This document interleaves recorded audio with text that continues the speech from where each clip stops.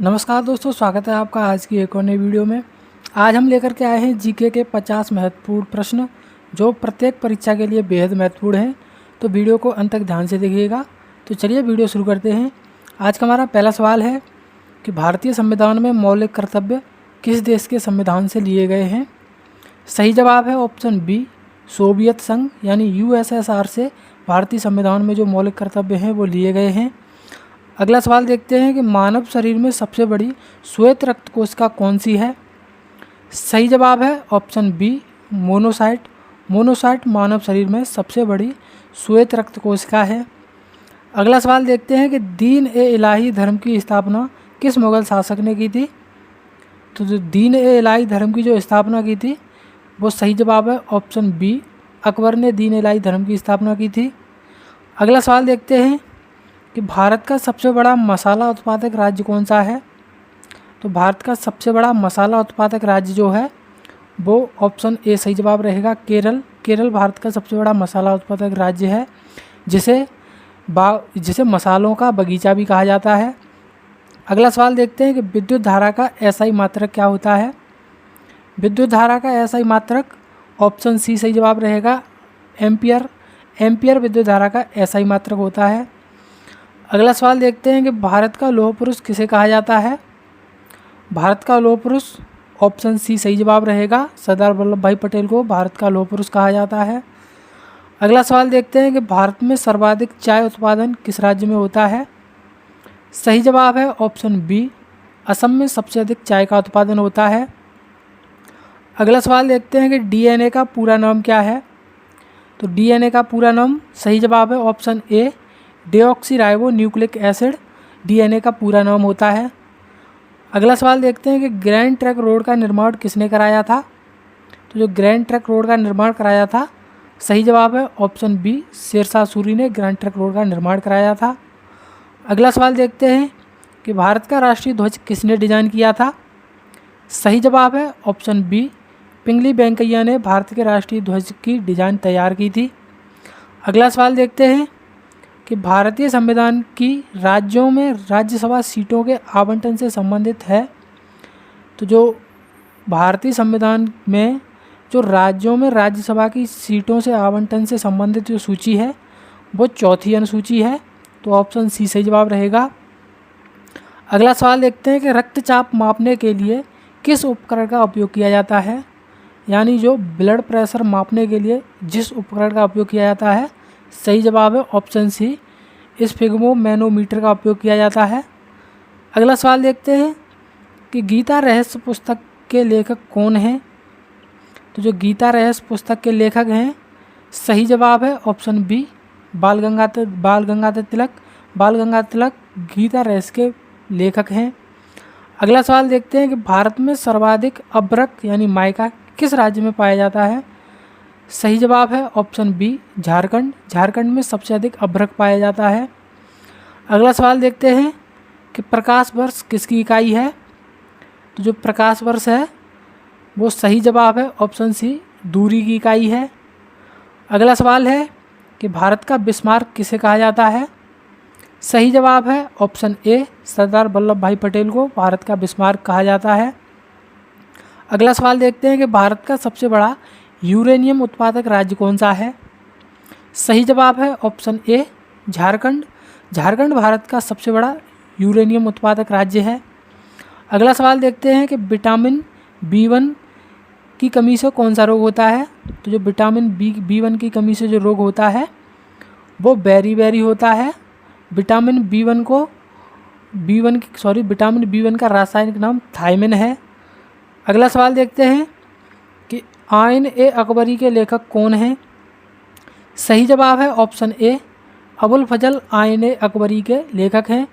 इनकी एक और प्रमुख पुस्तक है जिसका नाम है अकबरनामा, वो भी अबुल फजल ने लिखी है। अगला सवाल देखते हैं कि निम्नलिखित में से कौन सी गैस सूर्य में सर्वाधिक मात्रा में पाई जाती है। सही जवाब है ऑप्शन सी, हाइड्रोजन सूर्य में सबसे अधिक मात्रा में पाई जाती है जो कि लगभग 74% पाई जाती है। और हीलियम भी पाई जाती है जो कि लगभग 24% पाई जाती है। तो अगला सवाल देखते हैं कि भारतीय संविधान में आपातकाल संबंधी प्रावधान किस देश से लिए गए हैं। सही जवाब है ऑप्शन सी जर्मनी। जर्मनी के संविधान को वाइमर संविधान कहा जाता है। तो वाइमर संविधान से आपातकाली संबंधी प्रावधान लिए गए हैं। अगला सवाल देखते हैं कि मानव शरीर की सबसे छोटी मांसपेशी कौन सी है।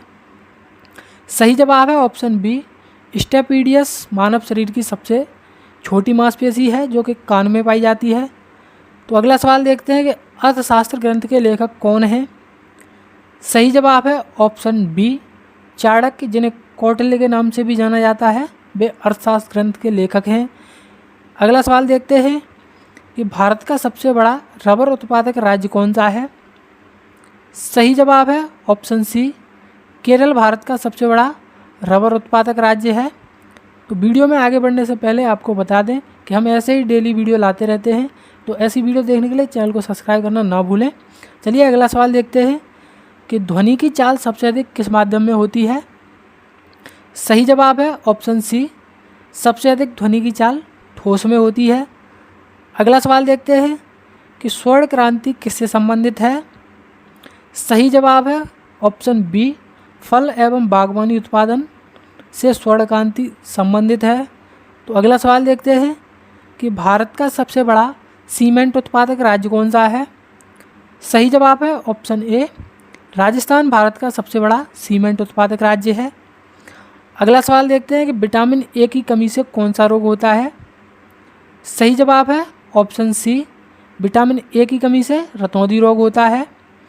तो अगला सवाल देखते हैं कि इंकलाब जिंदाबाद का नारा किसने लोकप्रिय बनाया। सही जवाब है ऑप्शन बी भगत सिंह ने इंकलाब जिंदाबाद के नारे को लोकप्रिय बनाया था। अगला सवाल देखते हैं कि सूर्य के सबसे निकट स्थित ग्रह कौन सा है। सही जवाब है ऑप्शन सी सूर्य के सबसे निकट स्थित ग्रह बुध ग्रह है। अगला सवाल देखते हैं कि भारतीय संविधान का कौन सा भाग मौलिक अधिकारों से संबंधित है। सही जवाब है ऑप्शन बी भाग 3 भारतीय संविधान में मौलिक अधिकारों से संबंधित है। अगला सवाल देखते हैं कि लाल रक्त कणिकाओं का निर्माण मुख्यतः कहाँ होता है। सही जवाब है ऑप्शन बी अस्थि मज्जा में लाल रक्त कोशिकाओं का निर्माण होता है। अगला सवाल देखते हैं कि भारत का ग्रैंड ओल्ड मैन किसे कहा जाता है। भारत का ग्रैंड ओल्ड मैन सही जवाब है ऑप्शन बी दादा भाई नौरोजी। अगला सवाल देखते हैं कि भारत का सबसे बड़ा गेहूं उत्पादक राज्य कौन सा है। सही जवाब है ऑप्शन सी उत्तर प्रदेश को भारत का सबसे बड़ा गेहूं उत्पादक राज्य माना जाता है। अगला सवाल देखते हैं कि विद्युत प्रतिरोध का एसआई मात्रक क्या है, यानी रेजिस्टेंस का एसआई मात्रक क्या है।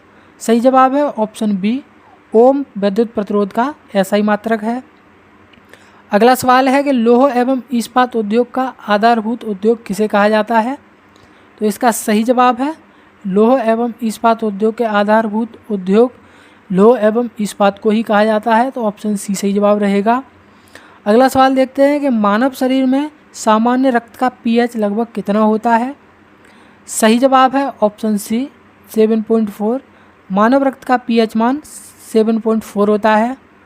अगला सवाल देखते हैं कि हिंद स्वराज पुस्तक के लेखक कौन हैं। हिंद स्वराज पुस्तक के लेखक सही जवाब है ऑप्शन बी महात्मा गांधी।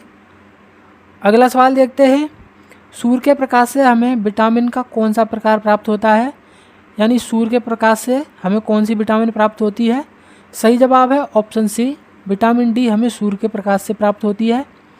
अगला सवाल देखते हैं भारत का राष्ट्रीय जलीय जीव कौन सा है। भारत का राष्ट्रीय जलीय जीव सही जवाब है ऑप्शन बी गंगा डॉल्फिन, जो कि 2009 में भारत का राष्ट्रीय जलीय जीव घोषित की गई थी। अगला सवाल देखते हैं कि भारतीय संविधान की किस अनुसूची में दल बदल विरोधी कानून का प्रावधान है। सही जवाब है ऑप्शन सी 10वीं अनुसूची में दल बदल विरोधी कानून का प्रावधान है।